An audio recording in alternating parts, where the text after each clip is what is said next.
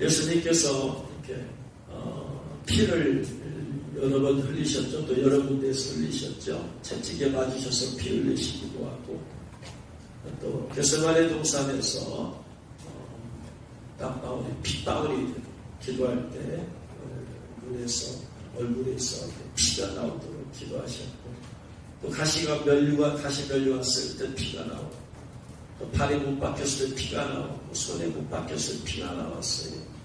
이 피들은 전부 다 예수님이 살아 계셨을 때 흘린 피. 그런데 오직 유일하게 예수님이 돌아가시고 난 다음에 흘린 피가 있는데, 그것은 바로 옆구리에서 흘린 피죠. 33절 말씀에 보니까, 예수님께 이르러서 보니까 이미 죽으신 것을 보고 사람을 산채로 십자가에 못 박아놓는데, 길게 가면 일주일 동안에 고통이 가고, 사람 못 박았다는 피가 그걸 통해서 흐르고 피가 흐르고 나면, 길 사람은 길게 사는 사람은 일주일 정도까지 가고, 근데 일주일 정도까지 그냥 그 십자가 못 박혀 있는 그 고통이 얼마나 크겠어요. 그래서 그 사람을, 그 십자가에 달린 사람들을 일찍 빨리 죽게 하려고 하는 방법 중에 하나가 30일에 사람의 다리를 꺾어버리고 빨리 죽게 하려고. 그래서 군인들이 예수님과 함께 강도들이 십자가에 못 박혔잖아요. 그래서 빨리 죽게 하고 빨리 시체로 만들려고 하기 위해서 못 박힌 사람, 양쪽에 못 박힌 사람 보니까 살아있으니까 다리를 꺾어버렸어요. 빨리 죽으라고. 그러고 나서 이제 예수님도 다리를 꺾으려고 가서 보니까 예수님은 이미 죽으셨어요. 그러니까 다리 꺾을 필요가 없지. 빨리 죽으라고 다리 꺾는 건데 이미 돌아가셨으니까. 그런데 그중 한 군인이 참으로 예수님의 옆구리를 찔렀더니 곧 피와 물이 나오더라. 그러니까 옆구리를 찔렀을 때 나온 피는 예수님이 돌아가시고 난 다음에 피더라. 그러면 예수님이 피 흘리신 것은 전부 다 각자 다른 의미가 있다고 그랬어요. 채찍에 맞으심으로 너희가 나음을 입었노라. 예수님께서 채찍에 맞으셔서 흘린 피는 질병의 저주를 질병을 치유하기 위한 피다.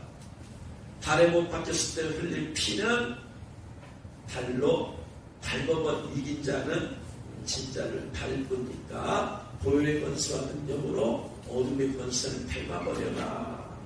승리의 꿈이지. 가시 멸류관 쓸 때 흘린 피는 가시는 가난의 상징이다. 아담과 범죄했을 때 밭에서 가시가 어묵이 나오니까 양분을 다 가시 어묵에 말아먹고 또 그걸 걷어내는데 얼마나 힘들겠어요. 그래서 풍성한 소출을 가져올 수가 없죠. 그래서 가시는 거기서 말하는 가시는 어떤 아픔을 말하는 게 아니고 가난의 저주를 말하는 거예요. 이 가난의 저주를 예수님이 뒤집어 쓰신 거죠. 그래서 이것은 물질의 부유함의 복음입니다. 축복의 복음입니다.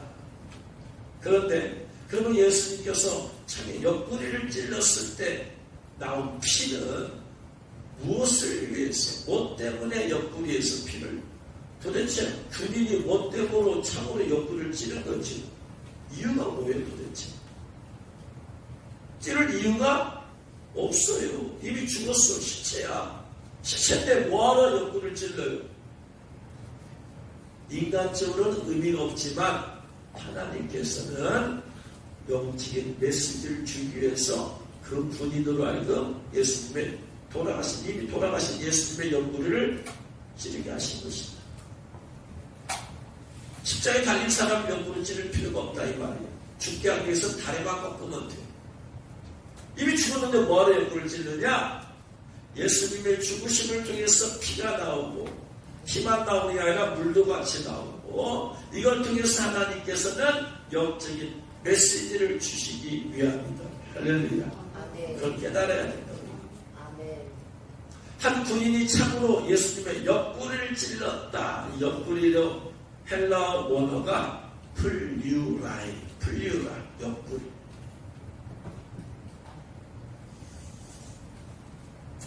그러면 플류가 옆구리인데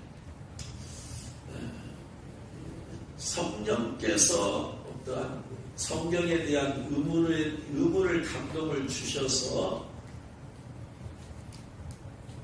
옆구리를 생각하는데 성령께서 감동을 주셔서 옆구리에 대한 것을 생각하게 하세요. 옆구리의 의미가 뭐고. 그래서 그걸 성령께서 주시는 이 은혜도 완전히 은혜야. 거룩한 의무를 던져게 하시고 찾아가는 과정을 통해서 영적 비밀을 알게 하시는 것이 하나님 은혜다. 할렐루야. 옆구리란 말씀이 플류라인데 과연 70인역에서는 70인역이라는 것은 히브리어를 헬라어로 번역, 히브리어를 공부하지 않은 사람은 구약성경을 읽을 수가 없어. 그러니까 지금 시대는 그 당시 시대는 헬라 문화권이야. 헬라어만 공부해도 헬라어만 알아도 구약성경을 읽을 수 있으려면 히브리어로 된 구약성경을 헬라어로 번역을 시켜줘야 된다. 그죠? 영어로 된 성경을 한국 사람이 누구나 다 읽을 수 있도록 하려면은 한국말로 번역을 해야 될 거 아니에요. 영어 성경은 영어를 공부한 사람들 외에는 영어로 된 성경을 읽고 해석할 수가 없어. 그래도 영어 배웠으면 다 해석한 것도 아니야. 어려워. 그러니까 누구나 다 읽을 수 있도록 한국말로 번역한 듯이 헬라 문화권에 살고, 그 당시에는 헬라 문화권이니까 헬라를 알고 있는 사람들이 구약 성경을 누구나 볼 수 있도록 하기 위해서 이스라엘의 12지파에서 랍비들을 6명씩 뽑았어요. 그러면 72명이잖아요. 72명을 뽑아가지고 구약의 히브리어로 된 성경을 헬라어로 번역을 했다 이 말이에요. 그러니까 신약은 이미 헬라어로 쓰여져 있고, 신약으로 쓰여진 헬라어 옆구리가 플류라인데, 혹시 옆구리란 단어를 구약 성경에서 똑같은 단어를 쓴 것이 있지 않느냐? 참으로 옆구리를 찔렸을 때 물과 피가 나온 것을, 이것을 찾기 위해서, 의미를 찾기 위해서 70인역에서 플류라라고 쓴 그렇게 번역한 히브리어가 어디에 있느냐? 찾아보도록 성령께서 감동을 주셔야 찾아요. 그래서 찾아봤어요. 플류라는 단어가 어디에 70인역에서 뭐라고 어디에 있느냐 봤더니 놀랍게도 창세기 2장 21, 22절에 나와요. 플류라. 창세기 2장 21, 22절.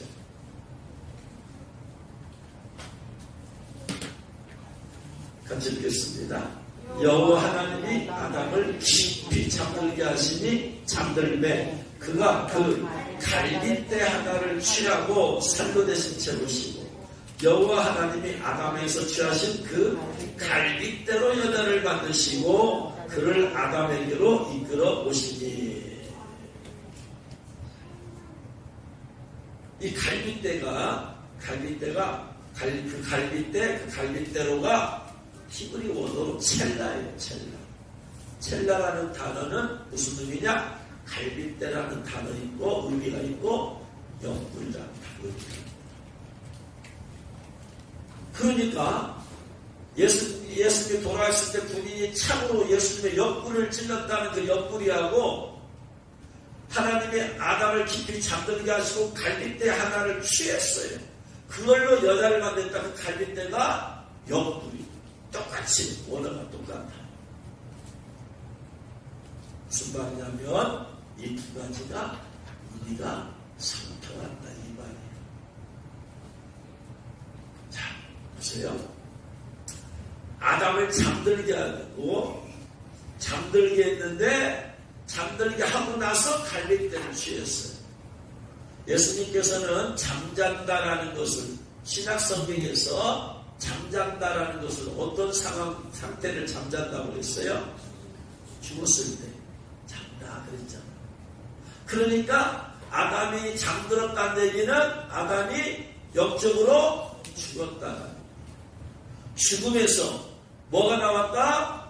갈빗대가 나왔다. 갈빗대. 죽음에서 갈빗대가 나왔어요. 죽음에서. 그 갈빗대로 여자를 만들었다. 아담의 죽음에서 뭐가 나왔다? 여자가 나왔다. 그렇죠. 아담의 죽음에서 여자가 나왔죠. 그죠? 그런데 에베소서에 가면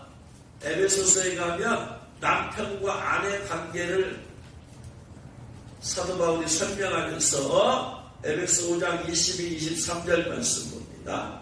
에베소서 5장 22, 23절.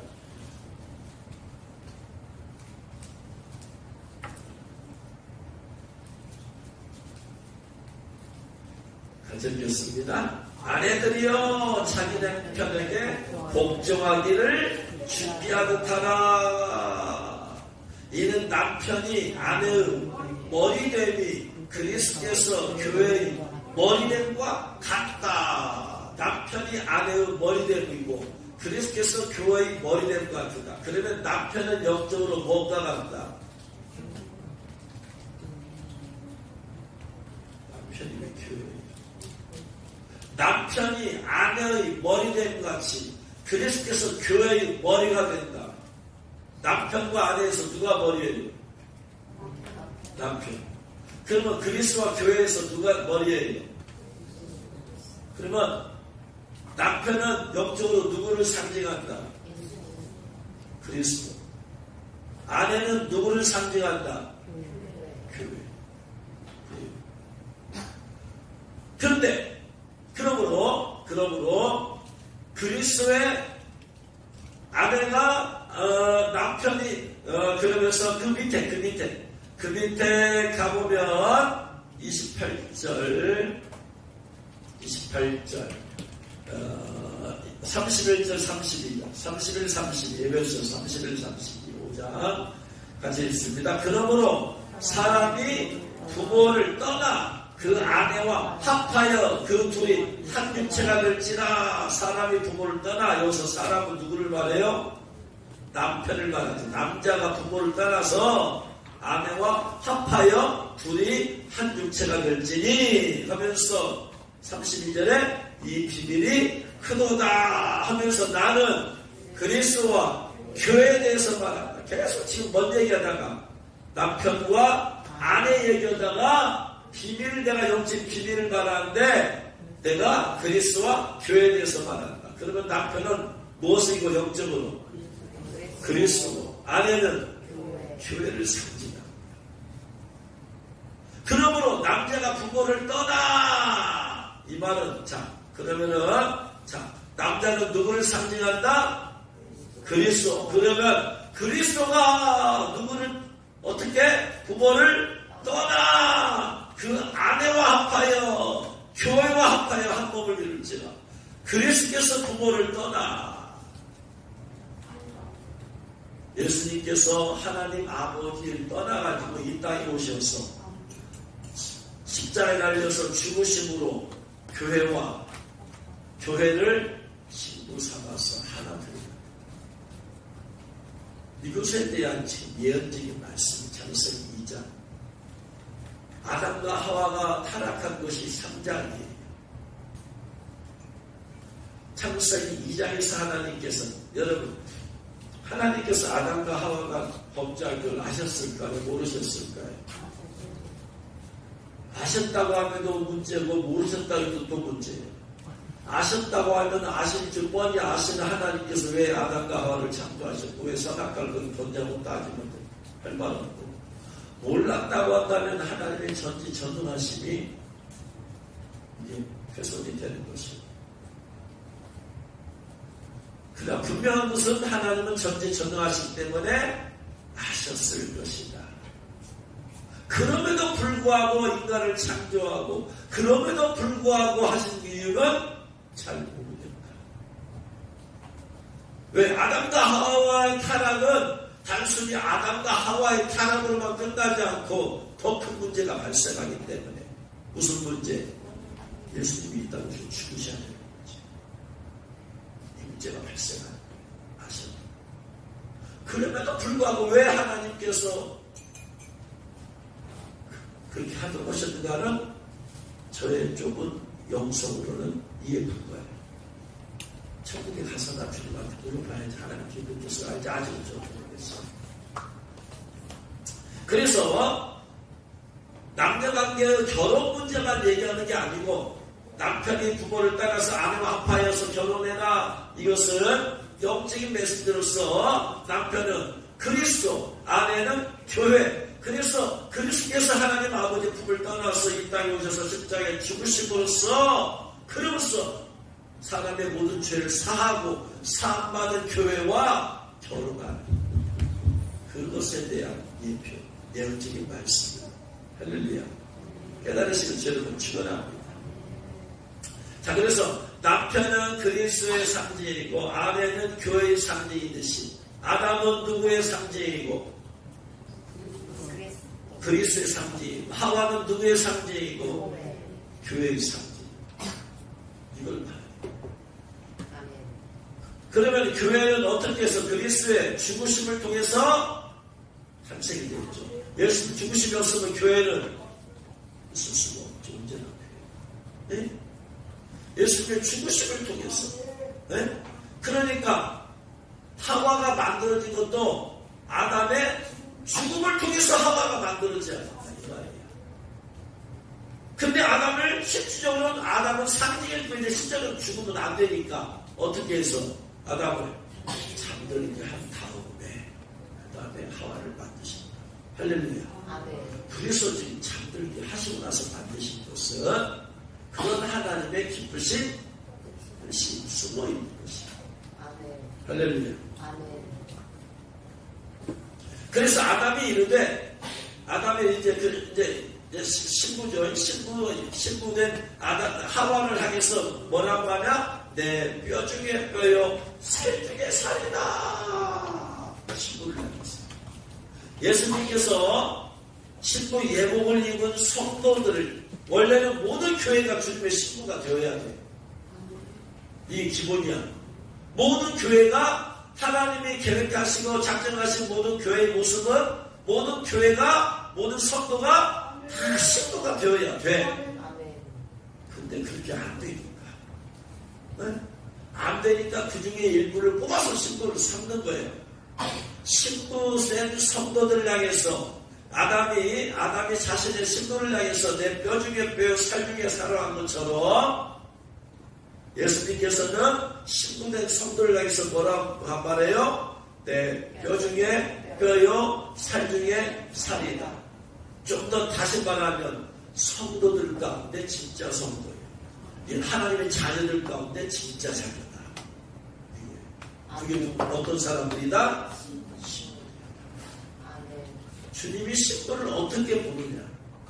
수많은 성도들 가운데, 수많은 뼈 가운데 최고의 뼈. 수많은 살이 있잖아. 수많은 살이 있어요. 발바닥살도 있고, 허벅지살도 있고, 엉덩이살도 있고, 수많은 살이 있는데 그 중에 소고기 중에 최고의 부위가 뭐예요? 어디 부위예요? 도대체? 네? 너 먹어봤어야 알지. 기껏이야 뭐 들으십니다.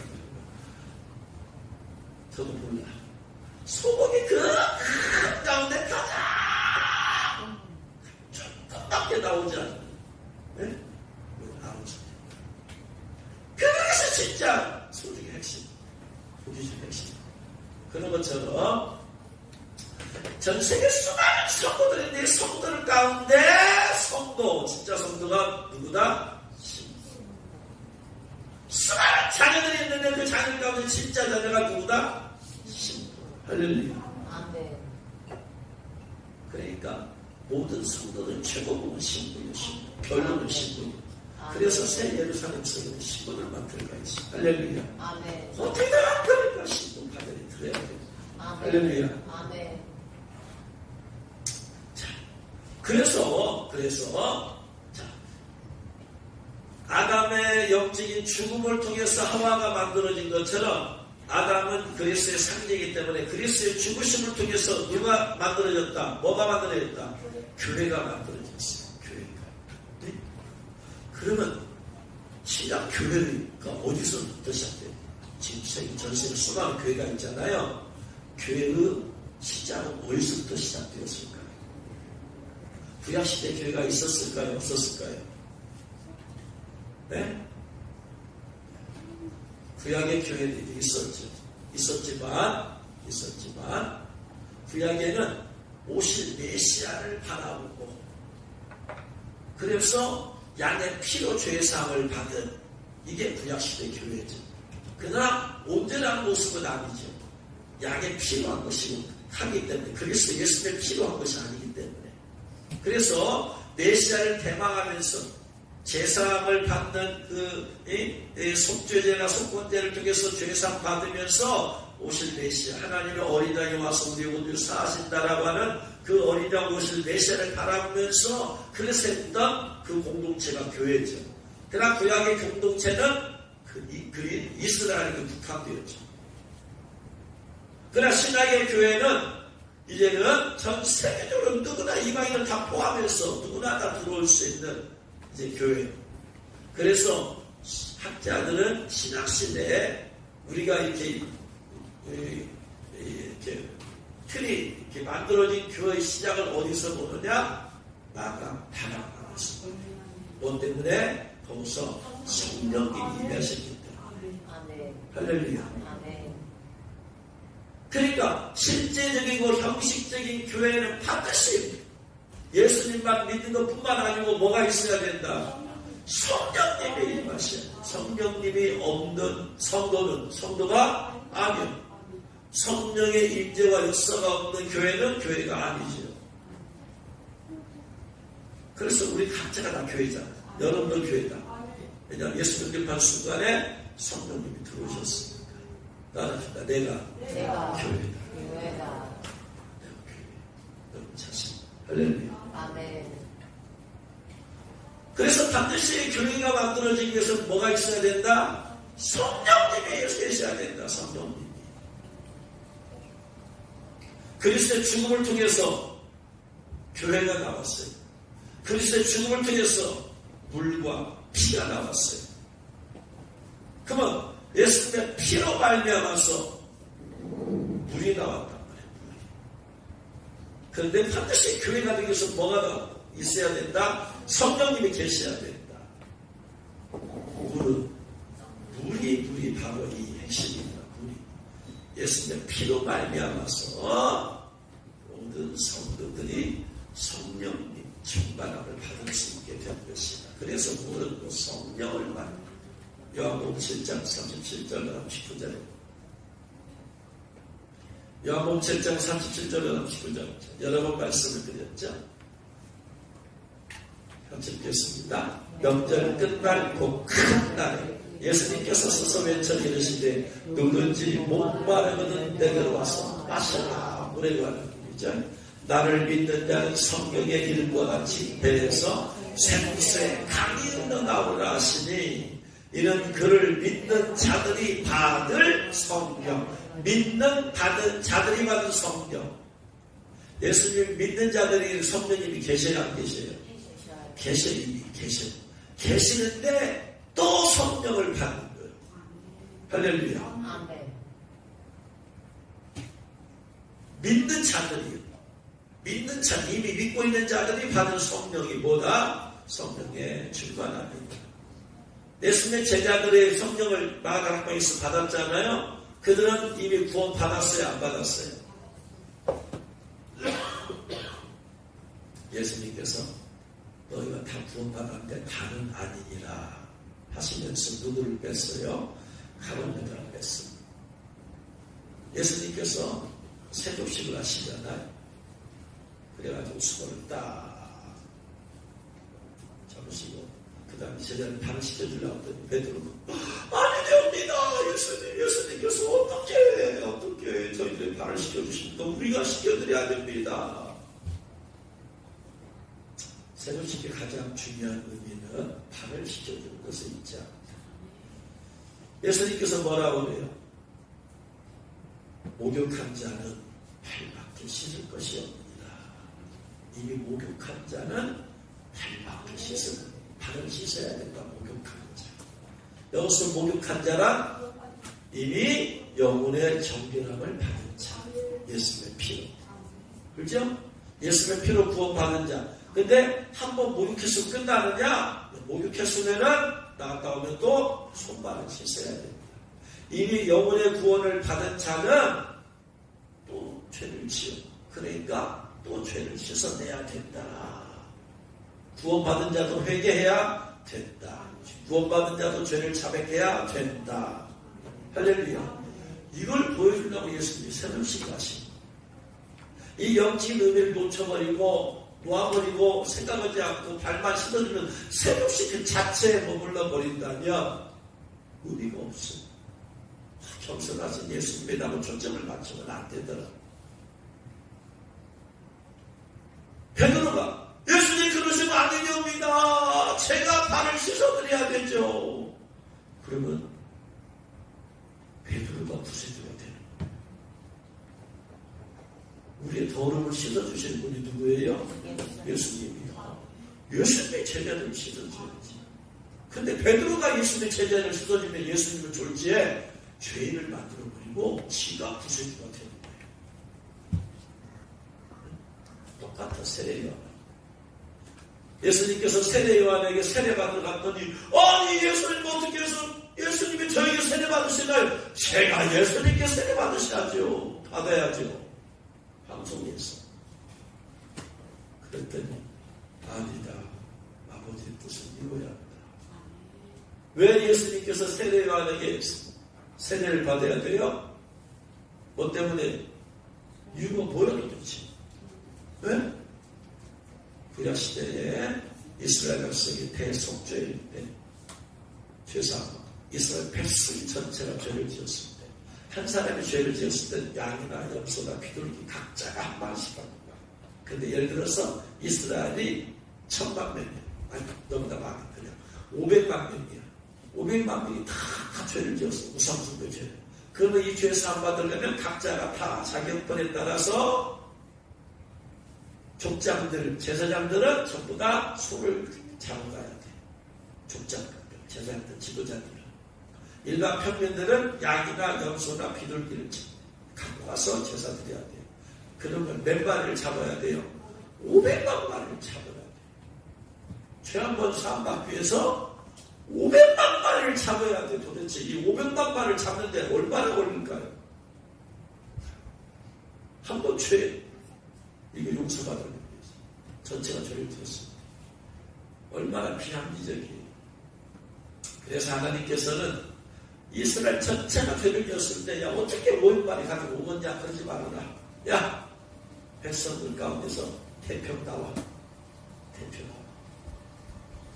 대표로서 대제사장이 나오고 그 다음에 어떻게 500마리 하느냐 하지 마라. 수한 마리 나와라. 데리고 나와라. 그래서 대제사장이 죄인들을 대표해서 소가 모든 양과 염소 비둘기를 대표해서 딱 대표가 나와요. 그래가지고 죄를 지었을 때는 안수를 해야지 죄가 넘어갔잖아. 그러니까 대제사장이 그 500만 명을 대표해서 소위가 안수를 하는 거야. 그러면 대제사장이 안수했지만 사실은 500만 명의 죄가 소한테 넘어가는 거예요. 소는 한 마리 나왔지만 모든 양과 염소와 비둘기의 대표자로 나온 거예요. 그래서 안수했을 때 이스라엘 백성 500만 명의 죄가 한꺼번에 샥 하고 소에게 넘어가 버리는 거예요. 할렐루야. 이게 대표자. 네? 그렇게 해서 끝냈어 한 번. 그러면 마찬가지다 이 말이에요. 구약에는 계속해서 양과 염소 비둘기를 잡아서 계속해서 제사를 드렸는데 이제 메시아 되신 예수님께서 오시면 한 번에 제사를 끝내버리셔야죠. 할렐루야. 이스라엘에서는 한 죄당 한 번. 그러면 10,000번의 죄를 지었으면 10,000마리를 잡아야 돼. 그러지 말고 예수님께서는 한 번으로 세상을 끝내버리죠. 그래서 모든 양들의 대표자로서 예수님이 나오셨고 죄를 짊어지기 위해서. 그 다음에 모든 죄인들의 대표로서 세례 요한이 나온 거예요.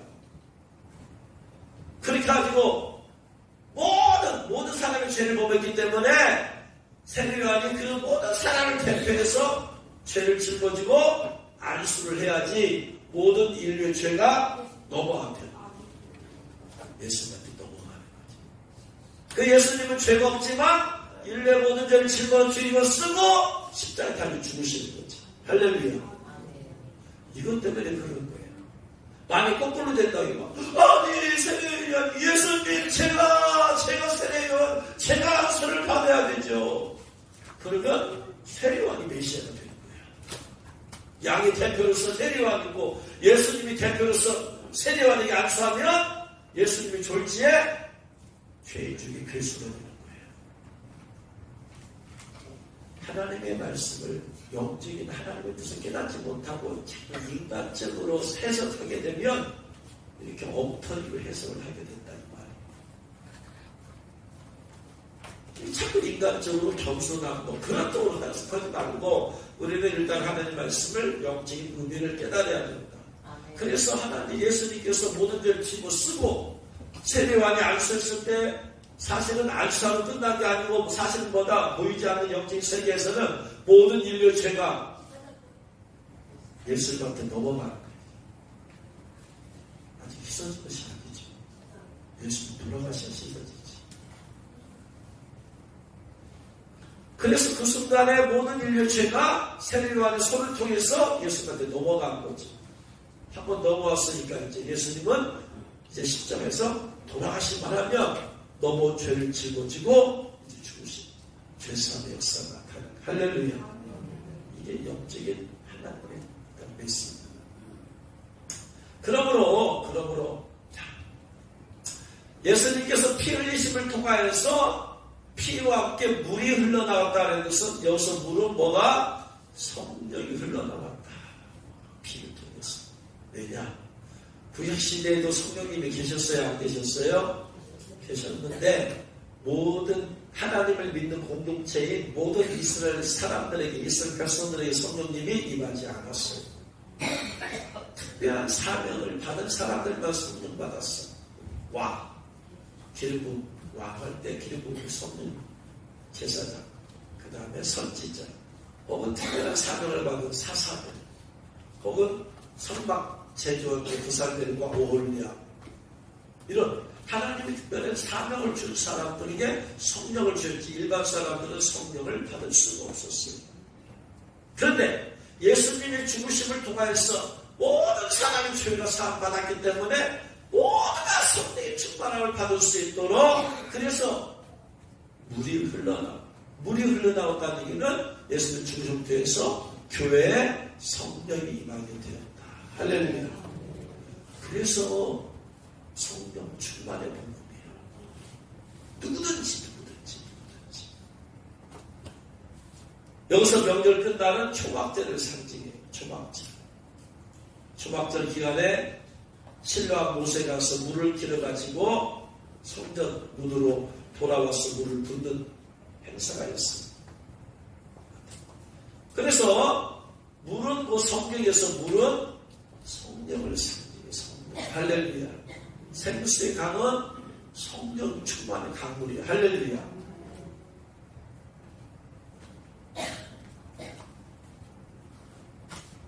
하나님의 보좌로부터 흐르고 있는 생명수의 강은 사실은 실제로는 성령의 강이다.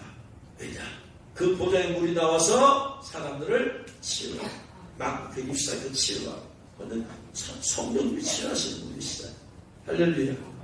그래서 예수님께서 죽으시고 나서 피가 흐르고 그 피와 함께 물이 나온 것은 그 보혈, 옆구리에서 흐르는 보혈의 능력은 모든 사람들이 성령 충만의 물을 받을 수 있게 하는 능력입니다. 할렐루야. 모든 사람. 그래서 사도행전 2장 38, 39절에서 사도 바울이 이렇게 말합니다. 베드로가 이렇게 말하잖아요. 사도행전 2장 38, 39절. 같이 읽겠습니다. 베드로가 이르되 너희가 회개하여 각각 예수 그리스도의 이름으로 세례를 받고 죄사함을 받으라. 죄사함을 받으라. 그리하면 성령을 선물로 받으리니 이 약속은 너희와 너희 자녀와 모든 먼데서 고추 우리 하나님이 얼마든지 부르시는 자들에게 하신 것이라. 성령을 선물로 받으리니 회개하고 예수님의 죄사함을 받아. 예수님을 받고 나면 그 다음에 뭘 받는다? 성령을 선물로 받아. 죄사함을 받은 사람이 이미 성령이 계셔. 내면에. 근데 그들이 받는 성령의 선물은 뭐다? 성령 충만이다. 성령 충만. 할렐루야. 그래서 모든 성도들이 성령의 충만함을 받을 수 있는 보혈의 권능이야, 이게. 보혈의 권능. 구약은 모든 사람이 받을 수가 없다. 신약의 예수의 피로 말미암아 죄사함 받았기 때문에 우리는 모두가 다 성령의 충만함을 받을 수 있다. 할렐루야. 그래서 성경에 보면은 성령 충만에 대한 여러 가지 표현들이 있어요. 여러 가지. 겨울 성령 충만함. 사도행전 1장 4절. 사도행전 1장 4절 말씀. 성령 충만에 대해서 또 다른 표현들이 있어요. 사도행전 1장 4절 읽겠습니다. 사도같이 모이사 저에게 분부하여 가라사대 예루살렘을 떠나지 말고 내게 들은 바 아버지의 약속하신 것을 기다리라. 아버지 약속하신 기다렸어요. 기도하면서 기다렸더니 뭐가 있겠어요? 성령 충만을 받았다 얘기했잖아. 아버지 약속하신 것 이거로 성령 충만이다. 할렐루야. 사도행전 1장 5절. 사도행전 1장 5절 같이 읽겠습니다. 요한은 물로 세례를 베풀었으나 너희는 앞으로 몇 날이 못되어 성령으로 세례를 받으리라. 성령 세례를 두 가지로 해석해요. 사람들이. 하나는 성령 세례는 구원받은 것이다 라고 해석합니다. 어떤 학자들은 성보라 여기서 몇 달이 못되어 성령 세례 받았어요. 그 몇 달이 못되었어요. 지나갔어요. 열흘 동안에 열흘 지나가 예수 부활하고 열흘 지나고 나서 오순절날이 되었을 때 그들이 성령의 충만함을 받았잖아요. 그러니까 성령으로 세례 받는 것은 뭐 성령 충만의 세례를 말합니다. 어떤 데 다른 쪽에서는 성령 세례를 구원이라고 한 데도 있고 사도행전에서는 성령 세례를 성령 충만의 세례라고 한 데가 있다. 그래서 사도행전에서는 적어도 성령 세례는 성령 충만이에요. 세례라는 것은 뭐냐면은 세례라는 것은 뵙타이스 장기다 이 말이 장기. 그러면 구원받았을 때 성령이 장기나요? 성령이 장기야. 네? 성전에서 흐르는 물이 발목까지 흐르고 무릎까지 흐르고 허리까지 흐르고 가슴까지 흐르고 성전 중간에 흐르고 이게 가슴까지 잠긴 거예요? 내가 물속에 완전히 들어가야 잠긴 거지. 성전 충만하느라 내가 완전히 성령이 잠기는 거야. 할렐루야. 그래서 다른 쪽에서 고린도전서에서는 성령 세례를 구원이라고 표현하지만 사도행전에서만큼은 성령으로 세례 받으리라 해놓고서 그들이 성령 충만 받았으니까 성령 충만의 세례다. 그것도 싸울 필요가 없어요. 이거 해서 저거 해서 뭐 적과 지옥가는 문제는 아니에요. 다만 의미는 그렇게 알아들은 못해. 그 다음에 사도행전 1장 8절 그래서 아버지 약속하신 것이라고 표현했고 성령 충만하고 혹은 성령으로 세례 받는 것 표현했고 사도행전 1장 8절 말씀 같이 읽겠습니다. 오직 성령이 너에게 임하시면 또 성령 충만함을 뭐라고 한다? 성령님이 임하시더라. 임하시다. 성령님이 임하시다. 이게 성령 충만.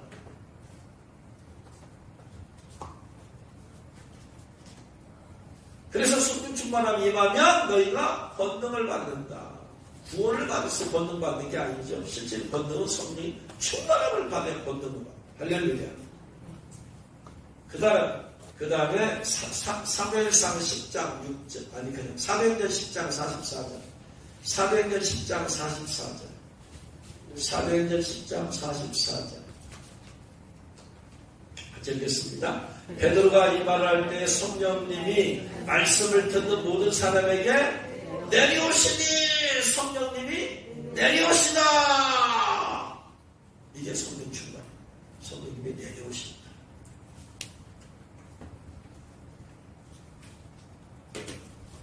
또 그래서 이렇게 사도행전에 이렇게 여러 가지 4가지 이렇게 표현해요. 아버지 약속하신 것, 성령으로 세례 받는 것, 성령님이 임하시는 것, 성령님이 내려오시는 것, 전부 다 성령 충만합니다. 그 다음에 구약에 가면 사무엘상 10장 6절에 사무엘상 10장 6절에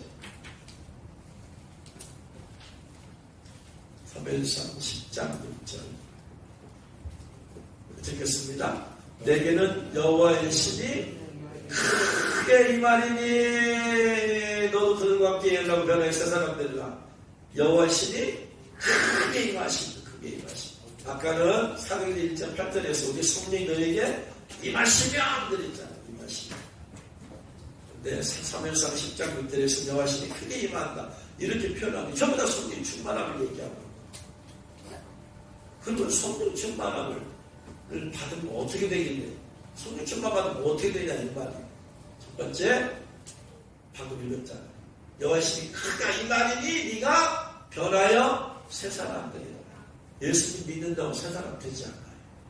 그런데 성령이 충만함 임하면 성령께서 그를 감동적으로 변화시켜버려요. 할렐루야. 그래서 변하여 새 사람 되리라. 성령 충만 받으면 새 사람. 그대가 변화되는 사람은 끝없이 자기 노력으로 자기를 변화시키려고 한다. 얻은 결론은 실패.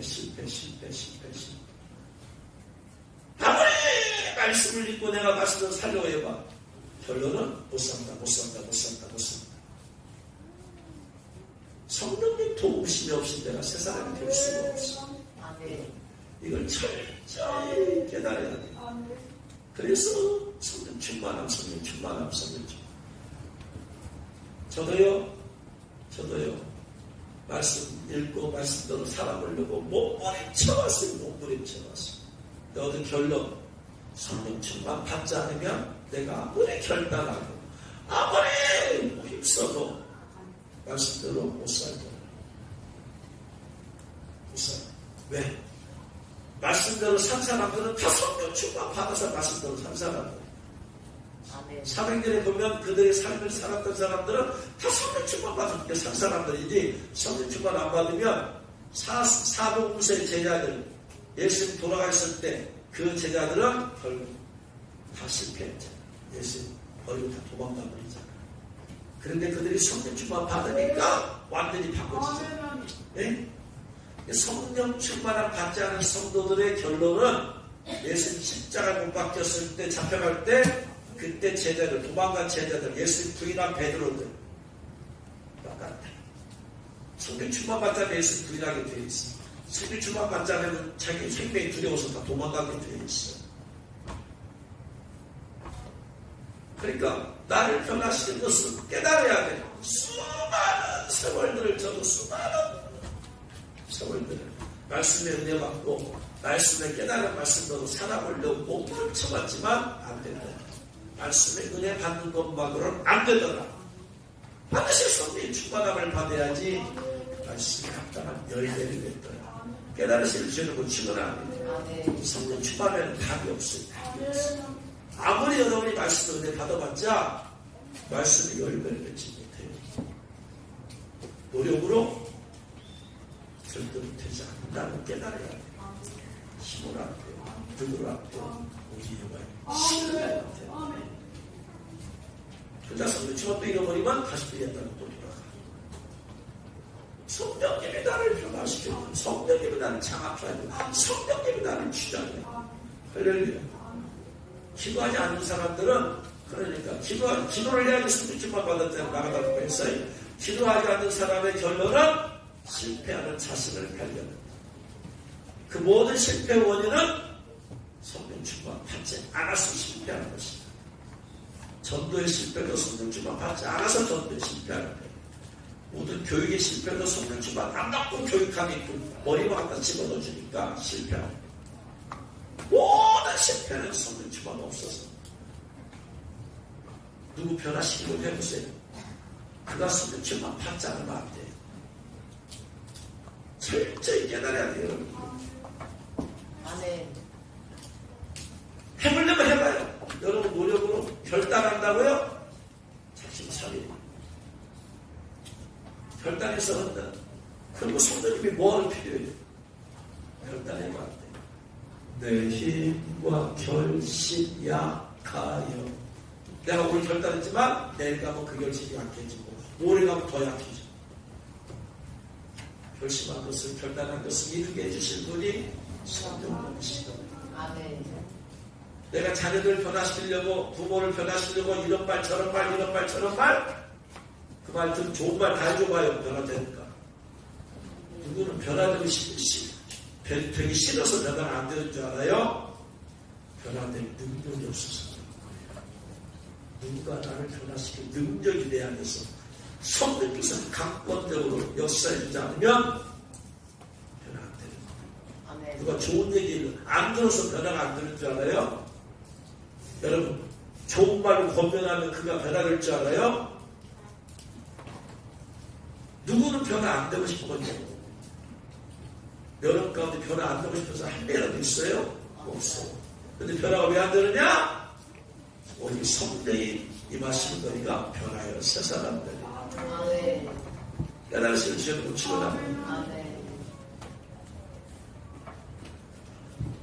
그래서 날마다 변화된 삶을 살기를 원한다면 날마다 성령 충만 받아야 된다. 아멘.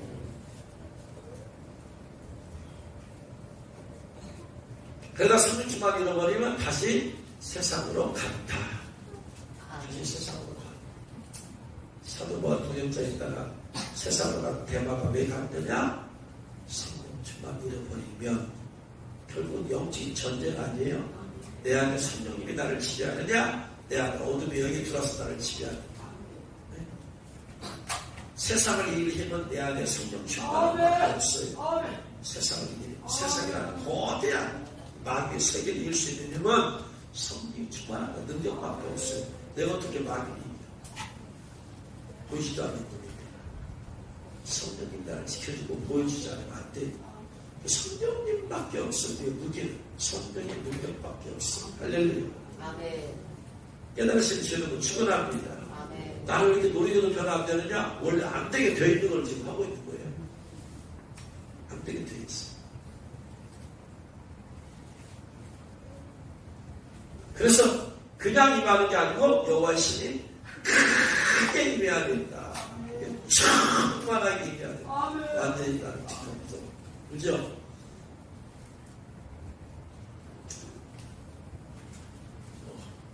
깨달으신 주님으로 축원합니다.